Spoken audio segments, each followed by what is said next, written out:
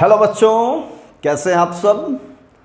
तो आज हम करंट इलेक्ट्रिसिटी का लेक्चर नंबर 4 पढ़ने जा रहे हैं। तो आप सबका एक बार फिर से आपके अपने यूट्यूब चैनल फ्यूसिस पॉइंट पर आप सभी का स्वागत है एक बार फिर से। तो आज हम क्या सीखेंगे, आप थंबनेल में जरूर देखे होंगे। आज हम लोग सीखने जा रहे हैं क्या, Ohm's law. Good. Ohm's law क्या होता है बच्चों, ओम्स लॉ आज ये हम सीखेंगे और डिटेल में समझेंगे कि ओम्स लॉ पे जो नीट में सवाल आते हैं, नीट के एग्जाम में, वो कैसे सॉल्व होंगे। ठीक है, तो शुरुआत करते हैं। तो my name is Shailendra Dwivedi, I teach physics on this channel. तो बच्चों देखो, ओम्स लॉ क्या है, आप अपने हेडिंग से ही पहचान रहे हैं। ओम्स लॉ आपने रट्टा मार रखा होगा कि applied potential difference is directly proportional to current. Ohm का पूरा नाम क्या है मालूम है, फुल नेम। ये ओम एक साइंटिस्ट हैं, उनका पूरा नाम है जॉर्ज साइमन ओम, ये इनका फुल नेम है। और इन्होंने 1828 में ये रूल दिया, ये नियम दिया करंट और वोल्टेज को लेकर के। इन्होंने अपना एक नियम दिया, लॉ दिया। कैसे लॉ दिया, एक्सपेरिमेंट किया और इन्होंने बताया अगर हम किसी कंडक्टर का, किसका, जनरली बात करेंगे कंडक्टर का, ठीक है, कंडक्टर का लेंथ, टेम्परेचर,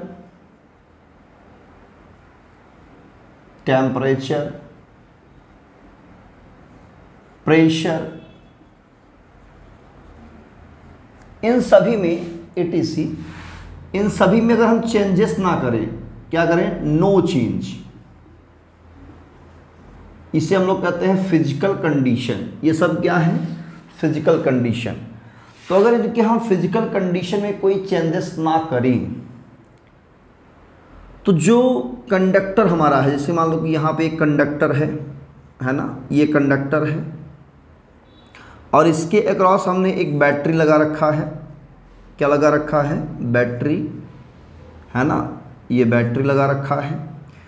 तो इस कंडक्टर के फिजिकल कंडीशन में कोई चेंज ना करे तो यहाँ का जो पोटेंशियल डिफरेंस होगा V हम लेट कर लेते हैं, ये V। इसमें जो करंट फ्लो हो रहा होगा I, उसके डायरेक्टली प्रोपोर्शनल होता है, V प्रोपोर्शनल टू I। और उससे पहले इन्होंने ये बताया कि जैसे जैसे हम वोल्टेज बढ़ाएंगे, मान लो भी 2 वोल्ट की बैटरी आपने लिया है तो उसमें कुछ करंट फ्लो करेगा। आप 3 वोल्ट की ले लेंगे तो कुछ ज़्यादा करंट फ्लो करेगा। आप 4 वोल्ट का ले लोगे तो कुछ और ज़्यादा करंट फ्लो होगा। मतलब जैसे जैसे आप वोल्टेज बढ़ाओगे ना V, वैसे वैसे ये करंट हमारा क्या करेगा, बढ़ेगा, ग्रो करेगा। तो इन्होंने सबसे पहले कहा कि I प्रोपोर्शनल है V के। सबसे पहले तो इन्होंने यही कहा I प्रोपोर्शनल है किसके, V के। फिर बाद में ये भी कहा कि अगर I V के प्रोपोर्शनल है तो V भी I के ही प्रोपोर्शनल होगा। अगर करंट ग्रो कर रहा है, लॉजिकली सोचो, अगर करंट ग्रो कर रहा है इसका मतलब करंट के पीछे वाला जो सोर्स है जिसकी वजह से करंट आ रहा है वो भी ग्रो कर रहा है। लॉजिक ये है भाई, करंट कैसे फ्लो करेगा, जब तक कोई आप सोर्स नहीं रखेंगे, लाइक बैटरी या कोई सेल, जब तक कोई सोर्स नहीं होगा तब तक करंट नहीं फ्लो करेगा। इसका मतलब करंट अगर ग्रो कर रहा है, ये करंट ग्रो कर रहा है, तो हम ये समझेंगे कि वोल्टेज भी ग्रो कर रहा है। और वोल्टेज ग्रो कर रहा है तो करंट ग्रो कर रहा है, करंट ग्रो कर रहा है तो वोल्टेज ग्रो कर रहा है। दोनों का सेंस एक ही है और यही है हमारा ओम्स लॉ। ये कहिए चाहे ये कहिए, दोनों एक ही लॉ है, ओम्स लॉ। ये तभी वैलिड होगा जब टेम्परेचर में कोई चेंजेस ना हो। फिजिकल कंडीशन मतलब टेम्परेचर, प्रेशर, लेंथ, इन तीनों में कोई चेंजेस ना हो, तभी ये पॉसिबल है। क्लियर। और जब इस वाले कॉन्सेप्ट को उन्होंने देखा इसे इक्वल किया तो एक कांस्टेंट लिया इन्होंने, क्या लिया, कांस्टेंट इनटू आई, और जब V अपॉन I का रेशियो निकाला इन्होंने, जितनी बार आप वोल्टेज बढ़ाते उसके करेस्पॉन्डिंग में करंट बढ़ता, जब दोनों का रेशियो निकाला तो वो एक कांस्टेंट वैल्यू मिलती है, मतलब वो वैल्यू कभी चेंज नहीं हो रही थी। तो उन्होंने कहा इस कांस्टेंट को हम कहेंगे इस कंडक्टर का रेजिस्टेंस, इस कंडक्टर का क्या रेजिस्टेंस कहेंगे R। तो V अपॉन I को उन्होंने बोल दिया R। ये भी ओम्स लॉ है और ये रेजिस्टेंस के लिए एक फार्मूले की तरह हम लोग इसे ट्रीट करेंगे, ठीक है ना। और इसी कांस्टेंट रेजिस्टेंस को R से डिनोट किया, और रेजिस्टेंस का मतलब रेजिस्टेंस ऑफर होता है, आपने पढ़ा होगा कंडक्टर में फ्री इलेक्ट्रॉन्स होते हैं, और जितना ज़्यादा कोलिजन करेंगे, कोलाइड करेंगे, वही उसका रेजिस्टेंस ऑफर होता है कि नहीं। तो V अपॉन I के रेशियो को हम लोग R कहेंगे, और इसकी जो SI यूनिट रखी गई, SI यूनिट इस क्या है, ओम, और ओम के लिए सिंबल दिया गया, ये ग्रीक लेटर ओमेगा इसे पढ़ते हैं ग्रीक लेटर में, एक कैप मॉडल है, तो यही है ओम का सिंबल, ठीक है ना। ये ओम का सिंबल है, ओमेगा कभी कभी इसे पढ़ते हैं, ठीक है, ग्रीक में शायद यही ओमेगा ही बोलते हैं। तो ये ओम हम लोग पढ़ते हैं अपने इंडिया के लैंग्वेज में, इसे हम ओम समझेंगे, ठीक है ना। इसके बिगर यूनिट हो सकते हैं, मिली ओम है ना, छोटा यूनिट हो जाएगा, माइक्रो ओम छोटा यूनिट हो जाएगा। बिगर यूनिट कौन कौन से होंगे, मेगा ओम है ना, किलो ओम, इस तरह से इसके यूनिट होंगे। तो किलो ओम में क्या होगा, 1000 ओम हो जाएगा, और इसमें 10 की पावर 6 ओम हो जाएगा, क्लियर है। तो ये इसकी अदर यूनिट्स हैं। तो मैं चाहूँगा ये वीडियो आप पॉज करके इसे नोट जरूर कर लें। तो आपने इसे नोट कर लिया बच्चों, नोट कर लिया है। हम इसको इरेज करेंगे, IV और V और I के बीच एक ग्राफ प्लॉट करेंगे, है ना। तो इरेज कर देते हैं, आई होप आप सब नोट कर लिए होंगे। तो VI ग्राफ और IV ग्राफ, दोनों ग्राफ प्लॉट करेंगे, ठीक है। तो आप लोग इसको नोट्स खुद से बनाएं, और वेरी सिंपल है ये ओम्स लॉ आप सबके लिए, ठीक है बच्चों। तो पहले हम लोग सीखेंगे VI ग्राफ। VI ग्राफ में हम लोग क्या यूज़ करते हैं, V प्रोपोर्शनल टू I, मतलब हम क्या लेंगे, X एक्सिस पर लेंगे हम, X डायरेक्शन में लेंगे I, और Y डायरेक्शन में लेंगे V। तो ग्राफ क्या होगा हमारा, स्ट्रेट लाइन जाएगा, क्या जाएगा, स्ट्रेट लाइन, क्लियर है। और IV ग्राफ अगर लेते हैं, IV ग्राफ, तो ये IV ग्राफ कैसा होगा, मतलब हम X डायरेक्शन में क्या लेंगे, V लेंगे, और Y डायरेक्शन में क्या लेंगे, थोड़ा टेढ़ा हो गया है, हाँ, Y डायरेक्शन क्या लेंगे हम बेटा, इसको, ठीक है। तो ये हमारा ग्राफ है IV ग्राफ, ओरिजिन है ये, इधर I ले लिया। तो ये भी ग्राफ कैसा होगा, स्ट्रेट लाइन जाएगा, ठीक है। डायरेक्टली डिपेंड है, यहां भी I डायरेक्टली प्रोपोर्शनल है किसके, V के। जब इसका हम स्लोप निकालेंगे बच्चों, क्या निकालेंगे, स्लोप, तो V और I के बीच ग्राफ तो हम समझ चुके हैं, स्ट्रेट लाइन होगा, डायरेक्टली प्रोपोर्शनल है। अगर V और I का जो ग्राफ है, ये इस ग्राफ का नाम कुछ दे देते हैं, इसका हम स्लोप निकाल लें, क्या निकाल लें, स्लोप। तो स्लोप कैसे निकालते हैं, यहाँ से परपेंडिकुलर लाइन ड्रॉ करेंगे ऐसे, क्लियर है, ऐसे। तो इस पॉइंट को हमने कहा A, इसे कहा B, ये एंगल थीटा है। तो हम स्लोप निकाल लेते हैं, स्लोप ऑफ VI ग्राफ। तो ये क्या देगा, स्लोप कैसे निकालते हैं, tan थीटा से। ये जो थीटा है वो क्या ले लेंगे हम, tan थीटा, ठीक है। और ये क्या देगा, ये V है और ये है I, तो V अपॉन I मतलब रेजिस्टेंस। तो स्लोप हमेशा क्या देगा, यहाँ पे रेजिस्टेंस देगा। कौन सा ग्राफ, VI ग्राफ, ये हमेशा रेजिस्टेंस देगा। अच्छा यहाँ पर देख लेते हैं, अगर मैं इस ग्राफ का स्लोप निकाल लूँ, इसे मैं एंगल फाई कह देता हूँ, और इसका अगर हम स्लोप निकालें, इसको मैंने कहा पॉइंट ए, कहा बी, तो स्लोप इसका निकालेंगे तो क्या मिलेगा, slope of I V graph, ये हमें देगा क्या, tan फाई, और ये आएगा हमारा आई, ये है वी, आई बाई वी, ठीक है ना। मतलब इसको हम मॉडिफाई करेंगे अगर, तो मैं इसे लिख सकता हूँ 1/v/i, ऐसा लिख सकता हूँ।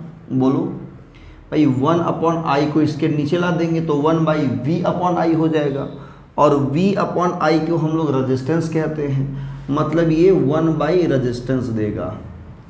अगर आई वी ग्राफ आप लेते हैं तो 1 रेजिस्टेंस देगा वो, मतलब रेजिस्टेंस का रेसिप्रोकल, और रेजिस्टेंस के रेसिप्रोकल को कंडक्टेंस कहते हैं।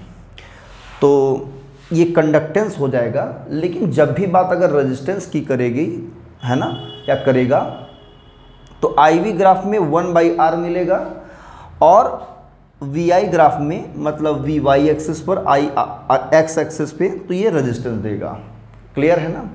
मतलब ये स्लोप जितना ज़्यादा, ये स्लोप मतलब ये एंगल जितना ज़्यादा होगा, ये स्लोप मतलब tan थीटा, और tan थीटा जितना ज़्यादा होगा उतना क्या होगा, हमारा रेजिस्टेंस होगा, ठीक है ना।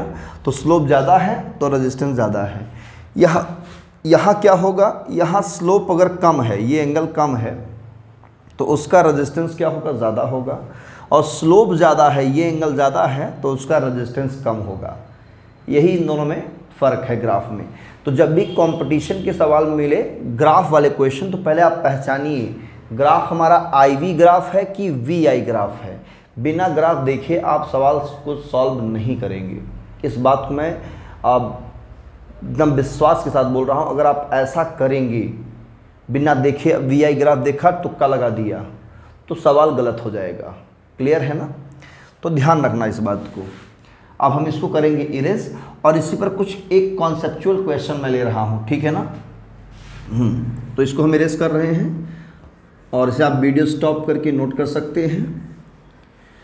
बहुत ही इम्पॉर्टेंट लॉ है करंट इलेक्ट्रिसिटी के लिए, ठीक है ना। ओम्स लॉ करंट निकालने काम आता है, रेजिस्टेंस निकालने काम आता है, बहुत इसका यूज़ है। तो एक कॉन्सेप्चुअल क्वेश्चन लेते हैं हम।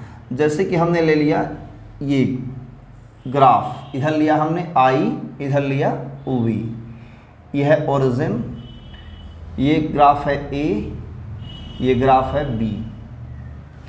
आपसे कहा जाए ये एंगल क्या है, थीटा 1 है, और ये है थीटा 2 है, ठीक है। दो एंगल दिया है। अगर आपसे पूछा जाए किस कंडक्टर का, ये कंडक्टर ए का ग्राफ है, कंडक्टर बी का ग्राफ है, किस कंडक्टर का रेजिस्टेंस ज़्यादा होगा, तो आप कहोगे यहाँ पे थीटा 1 बड़ा है थीटा 2 से, है ना।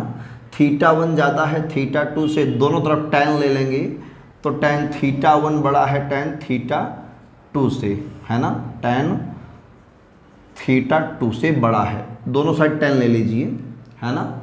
तो ये एंगल बड़ा है इस एंगल से, तो tan भी बड़ा होगा इसके tan से। जब tan बड़ा होगा तो जिसका tan बड़ा होगा, मतलब स्लोप ज़्यादा है, वी आई ग्राफ है, तो उसका रेजिस्टेंस ज़्यादा होगा। मतलब इसका रेजिस्टेंस अगर हम आर ए कह दें तो आर ए बड़ा है आर बी से, मतलब क्लियर है। ए का रेजिस्टेंस ज़्यादा है बी के रेजिस्टेंस से, क्लियर है। तो ऐसे क्वेश्चन पूछ लेता है। कभी कभी रेजिस्टेंस ना पूछ करके किसका टेम्परेचर ज़्यादा है ये पूछ सकता है। तो रेजिस्टेंस किस पर डिपेंड करता है पहले ये जान लेते हैं, है ना। तो रेजिस्टेंस जो होता है हमारा, रेजिस्टेंस ये depends on first number temperature पर डिपेंड है। किस पर डिपेंड है, टेम्परेचर पे। सेकेंड नंबर डायमेंशन पे डिपेंड करता है, डायमेंशंस का मतलब length and area, length and cross sectional area, इस पर डिपेंड है, इस पर डायरेक्टली डिपेंड है, इस पर इनवर्सली डिपेंड है रेजिस्टेंस। और थर्ड नंबर किस पर डिपेंड करता है, नेचर ऑफ मटेरियल, किस मटेरियल का बना है उस पर भी डिपेंड करता है, नेचर ऑफ मटेरियल। क्लियर है ना, इस पर भी डिपेंड करता है हमारा रेजिस्टेंस, किस मटेरियल का है, एल्यूमिनियम का है कि गोल्ड का है कि सिल्वर का है, सोना है कि चांदी है कि तांबा है कि पीतल है ना। तो इस तरह से हमारा रेजिस्टेंस डिपेंड करता है। क्लियर है। तो अगर रेजिस्टेंस बात करें टेम्परेचर पे तो इस पर डायरेक्टली डिपेंड है, तो जिसका टेम्परेचर ज़्यादा होगा जितना, उसमें उतना ही रेजिस्टेंस ज़्यादा ऑफर होगा। ठीक है, टेम्परेचर बढ़ने पे क्या होता है, फ्री इलेक्ट्रॉन ज़्यादा उसमें कोलाइड करते हैं बहुत ही हाई स्पीड से, उनके पास हाई काइनेटिक एनर्जी होती है, तो रेजिस्टेंस ज़्यादा ऑफर करेंगे। तो अगर कहा जाए इसमें किसका टेम्परेचर ज़्यादा है, तो आप डायरेक्टली कहोगे कि temperature of A is greater than temperature of B, आप ऐसे सडनली बता दोगे। ठीक है ना, जिसका एंगल बड़ा होगा उसका टेम्परेचर और रेजिस्टेंस दोनों ही ज़्यादा होगा। That's it. तो ये है टेम्परेचर पर डिपेंडेंस कैसे डिपेंड करता है। ठीक है, इस पर कॉन्सेप्चुअल सवाल आते हैं, आप इसे ज़रूर पढ़ना, ट्राई करना अच्छे से, है ना। ओम्स लॉ आप समझ चुके हैं क्या होता है, V proportional to I, V equal to I R, V upon I voltage और करंट का रेशियो एक रेजिस्टेंस होता है। वी आई ग्राफ हमेशा रेजिस्टेंस जो देगा, I V graph 1 upon resistance को शो करेगा, उसका स्लोप। क्लियर है, क्लियर। तो आज की इस वीडियो लेक्चर में सिर्फ इतना ही, मिलते हैं किसी और नए लेक्चर के साथ, नए टॉपिक के साथ, इसकी आगे की कहानी, तब तक पढ़िए। All the very best, thank you.